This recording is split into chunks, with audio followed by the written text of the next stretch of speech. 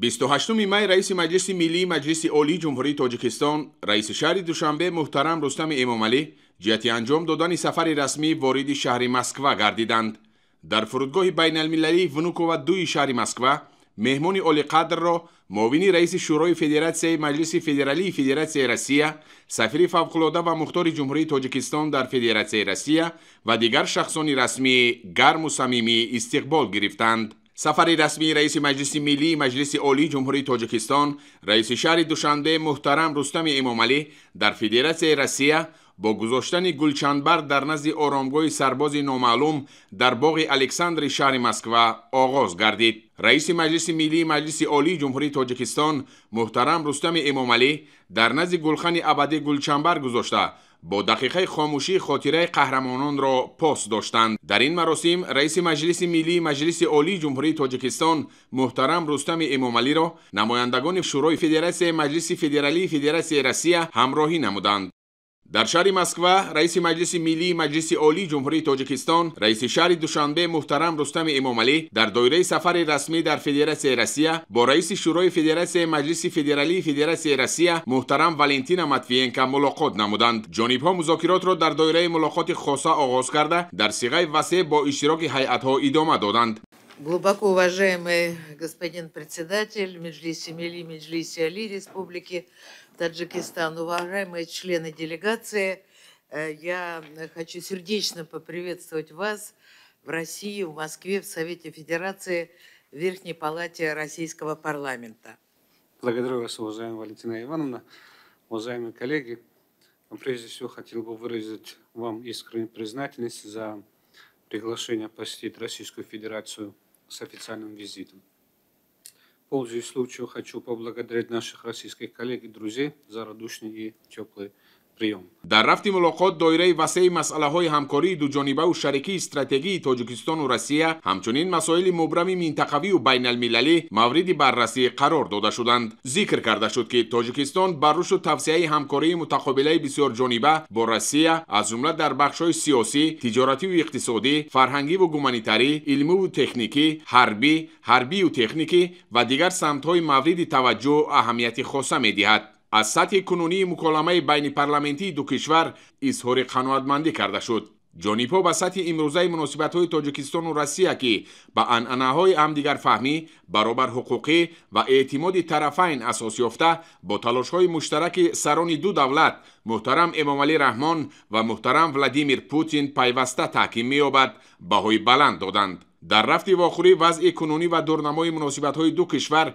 در ساحه‌های آینده‌دار تجارتی و اقتصادی، انرژتیک و صنعت مورد بررسی قرار داده شده. در این ضمن فراهم آوردن شرایط‌های مساعد رشد بیشتر همکاری بین منطقه‌های دو کشور مهم دانسته شد. هر دو جانب از سطح همکاری در ساحه فرهنگی و گومانیتاری از جمله رابطه‌های عملی در ساحه‌های معارف، فرهنگ و سیاحی قناعتمندی حاصل نمودند. در رفت صحبت همچنین عاید به مسئله‌های مهاجرت مهنتی و دیگر موضوعهای مورد توجه گفتگوی سودمند صورت گرفت. در ادامه ملاقات تاکید گردید که دو کشور در عرصه بین المللی همکاری فعال دارند. اینچنین در ارتباط به سال بین المللی حفظ پریخ‌ها اعلان گردیدن سال 2025 به نقش کنفرانسیای سطحی بلند دوشنبه عاید به پریخ‌ها توجه ظاهر کرده شد. اثنای صحبت اینچنین مسئله‌های امنیت، افزایش خطرهای فراملی و وضع امروزه افغانستان و منطقه مورد توجه خاصه جانب‌ها قرار گرفت. از روی نتیجه ملاقات‌ها جانب‌ها نظر نیکبینانه خویش را از دورنمای همکاری استراتژی دو کشور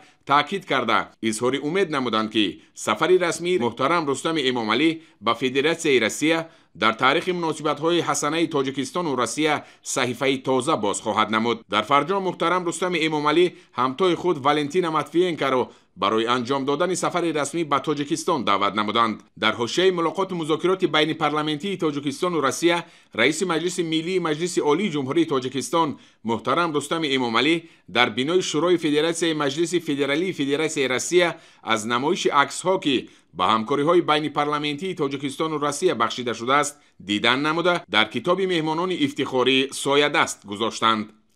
در حاشیه سفر رسمی در فدراسیای روسیه رئیس مجلس ملی مجلس عالی جمهوری تاجیکستان رئیس شهر دوشنبه محترم رستم امامعلی با پرزیدنت فدراسیای روسیه محترم ولادیمیر پوتین ملاقات نمودند. дар оғози мулоқот муҳтарам Рустами Эмомалӣ паёми гарм ва таманниёти самимонаи президенти ҷумҳурии Тоҷикистон пешвои миллат муҳтарам Эмомалӣ Раҳмонро ба президенти Федератсияи Россия муҳтарам Владимир Путин расониданд. дар вохӯри маҷмӯи доираи васеи масъалаҳои ҳамкории шарикии стратегӣ ва ҳампаймонии Тоҷикистону Россия баррасӣ карда шуд. бо қаноатмандӣ зикр гардид ки равобити байни парламентии ду кишвар пайваста ба сатҳи сифата нав роҳандозӣ мегардад. тамоили мусбати ҳамкории мутақобилаи ду кишвар дар бахшҳои сиёсӣ, тиҷоративу иқтисодӣ, фарҳангиву гуманитарӣ ва ҳарбӣ ки дар натиҷаи муколамаи сиёсии мунтазам ва эътимодбахш дар сатҳи олӣ ба даст омадааст таъкид карда шуд.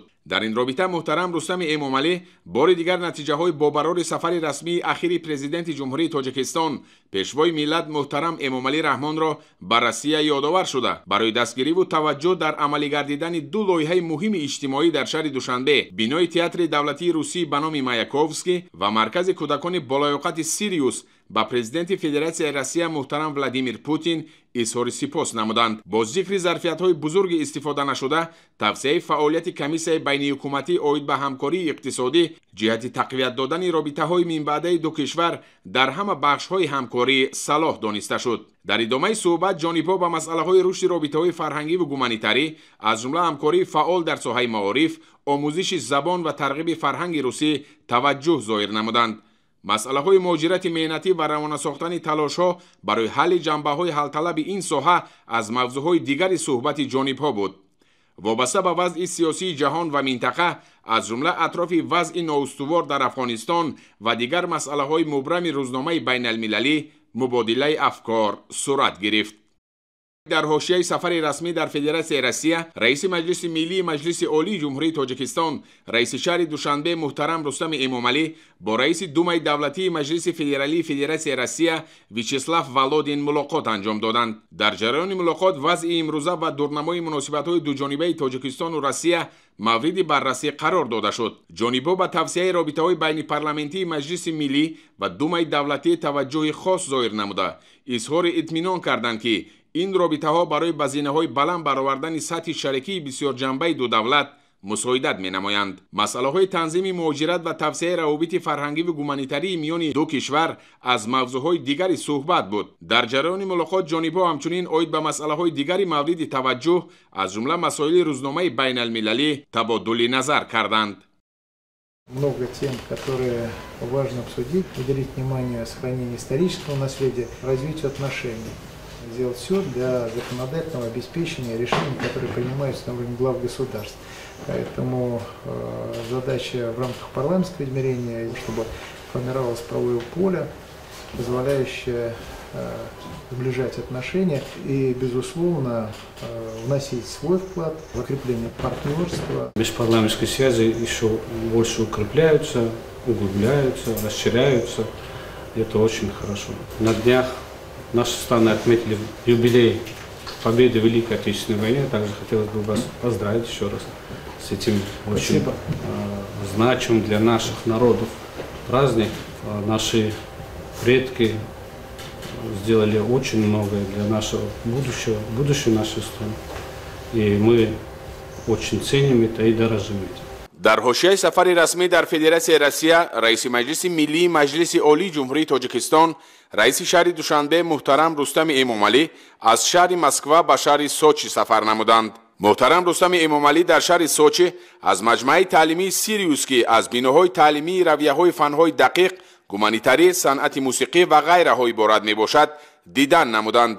дар рафти шиносоӣ ба муҳтарам Рустами Эмомалӣ иттилоъ дода шуд ки дар маҷмӯа тамоми шароити таҳсил барои толибилмон фароҳам оварда шуда, онҳо дар равияҳои дилхоҳи худ метавонанд рушду такмил ёбанд. зимни мулоқот пешниҳодҳо доир ба ташкил намудани барномаҳои махсуси такмили ихтисос барои омӯзгорон аз Тоҷикистон бо истифода аз методҳои маркази таълимии Сириус ироа шуд. таъкид бояд кард ки хонандагони ҷумҳурии Тоҷикистон дар озмунҳое ки дар маркази мазкур гузаронида мешаванд, фаъолона иштирок менамоянд. дар 2 соли охир дар марҳилаи даъватии Олимпиадаи умумиҷумҳуриявии хонандагон ки дар платформаи Сириус курсҳо баргузор мегардад, хонандагони тоҷик иштироки фаъол намуданд. аз ҷумла онҳо дар олимпиадаи байналмилалии кушоди астрономӣ, олимпиадаи байналмилалии оид ба тағйирёбии иқлим ва масъалаҳои экологӣ, инчунин олимпиадаи байналмилалии кушоди биологӣ сазовори ҷойҳои ифтихорӣ гардиданд. ёдовар мешавем ки дар доираи рушди ҳамкории ҳукумати федератсияи Россия ва ҷумҳурии Тоҷикистон дар моҳи июли соли 2024 созишнома оид ба таъсис ва фаъолияти маркази байналмилалии таълимии кӯдакони лаёқатманд дар шаҳри Душанбе ба имзо расид ки он бар асоси модели Сириус амал хоҳад кард. дар марказ барномаҳои таҳсилоти иловагӣ дар фанҳои табиӣ, варзиш ва санъат амалӣ карда мешаванд. татбиқи ин лоиҳа дар шаҳри Душанбе то соли 2027 ба нақша гирифта шудааст. маркази таълимии Сириус ҳамкориҳои байналмилалиро дар самтҳои маориф, илм, экология, варзиш, санъат ва фарҳанг бо кишварҳои гуногуни минтақа ба таври густурда ба роҳ мондааст. بعد از انجام سفر رسمی رئیس مجلس ملی مجلس عالی جمهوری تاجیکستان، رئیس شهر دوشنبه محترم رستم امامعلی از شهر سوچی فدراسیای روسیه به وطن برگشتند.